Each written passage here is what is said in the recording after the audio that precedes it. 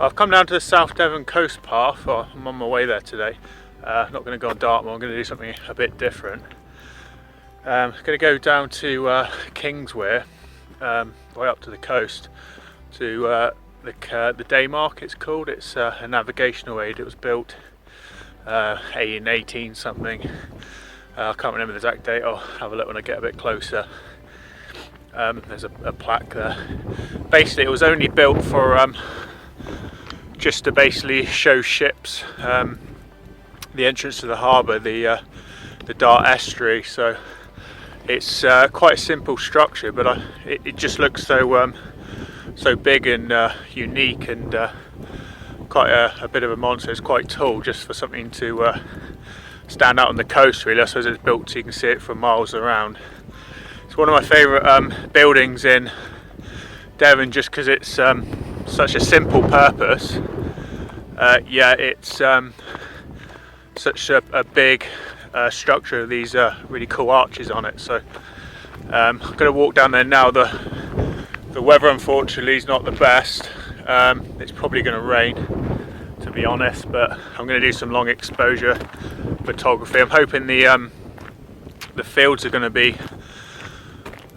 still in crop. Hopefully they haven't been cut yet, because it looks quite cool. I've been here before, and you can with all the crop in the field with the actual Daymark, it looks quite a cool cool composition and things like that. It's probably a bit too windy to get any decent shots with the crops, just because you're going to blow around too much, but there's a lot of cloud in the sky, so hopefully with a long exposure should get a bit of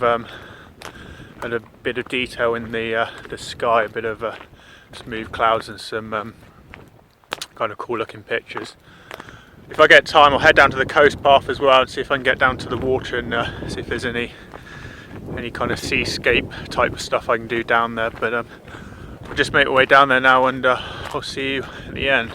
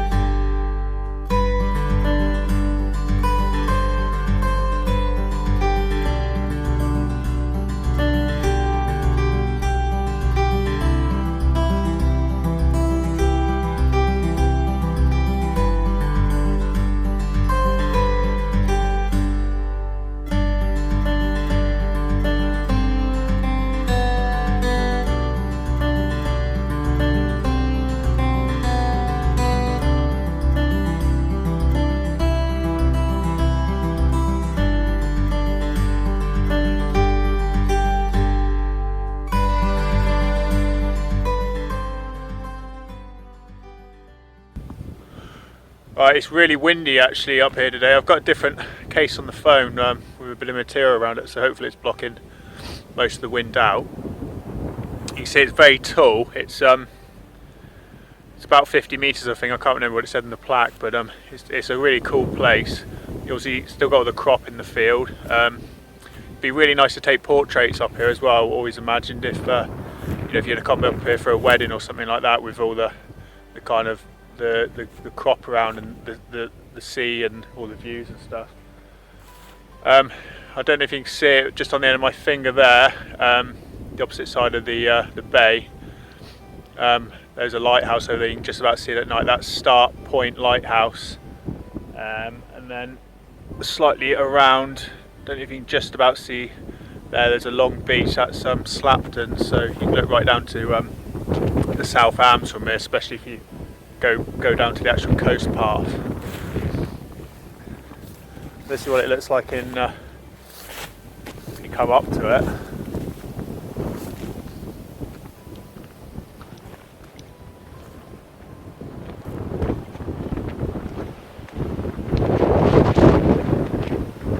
It's always really windy inside here. It's like a funnel. Just like you go outside of it and it calms down, you come in here and it's windy.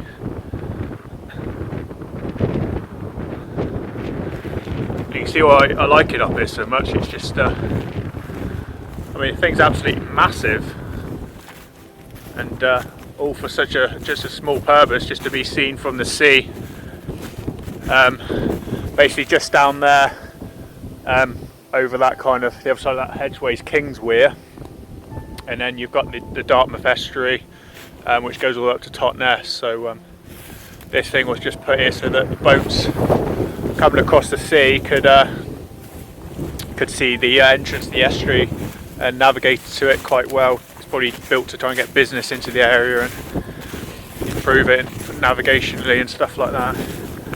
I'm just going to bring the camera around, set up. The sun's going to set that way, but it's so cloudy I don't think it's going to do much, so I'm just going to basically pick the best clouds. Probably these lot over here, if I can darken the sky down enough to get them to come out. Hopefully try and get some of the lines of the crop into it as well, and the Daymark, and just set up a long exposure so that I can try and get some movement in the clouds. They are starting to go a bit coloured now that it's getting up to sunset, so set up, try and get a bit of a cool long exposure photos. Might do a time lapse as well once I've got a few, so probably be heading up this way and oops, sorry, that way, and just looking down onto these here. So I'll go and get set up and see what we can get. Well, I've come up a bit further up. I did have the wide angle lens on a lot closer to it, but it's throwing out the horizon across the crops quite a lot. They're quite bent, and because the Daymark's also so tall, I reckon if I was to do correction on the wide angle lens to try and straighten it, I have a feeling it's going to mess up the Daymark as well, throw that out. So I've come a bit further back and got the 24-105 on. It's quite bright still, so I can't really get a long exposure. I don't want to put an ND filter on because they do throw a lot of colour cast over what you're shooting, even though the expensive ones, because they are so dark. I mean, at the moment I'm taking a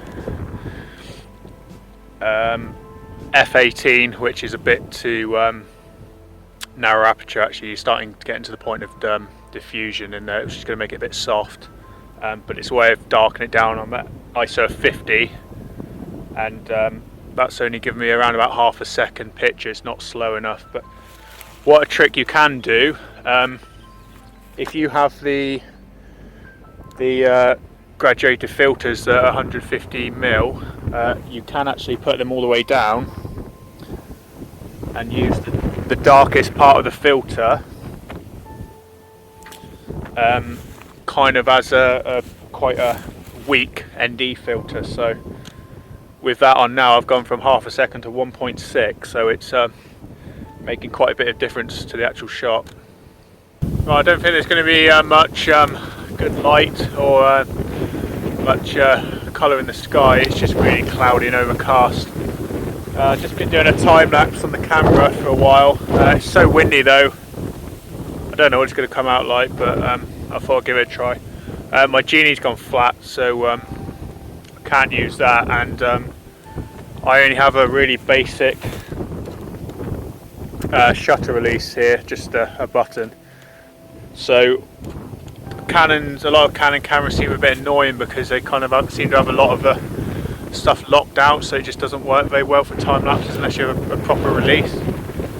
But what you can do, if you put it on, if it's dark enough anyway, if you put it on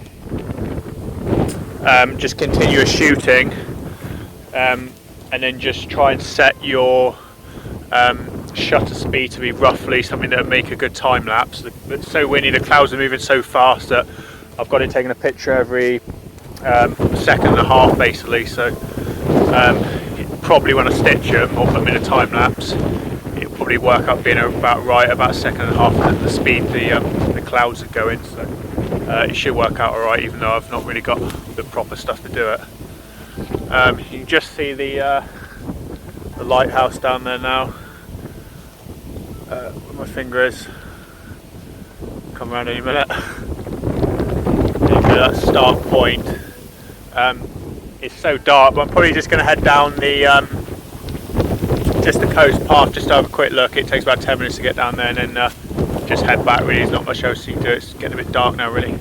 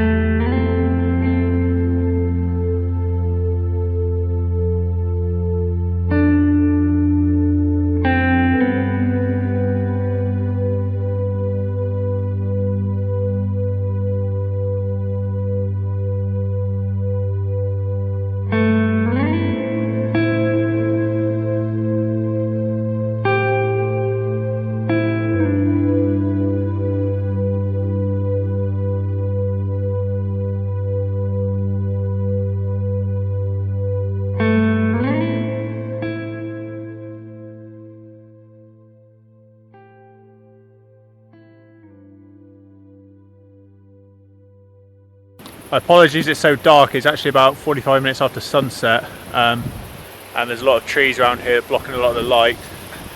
This is the old battery emplacements, built during World War II, obviously to defend the coast down here.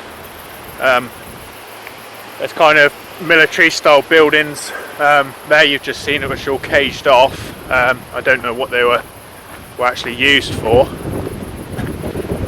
There's a building there which I think is used as a like a lookout tower now. I don't know if the Coast Guard own it or something along those lines. And further down here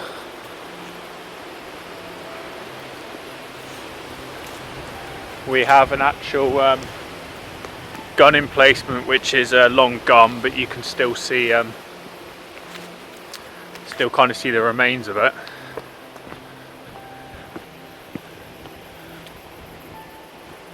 I don't remember how you get there.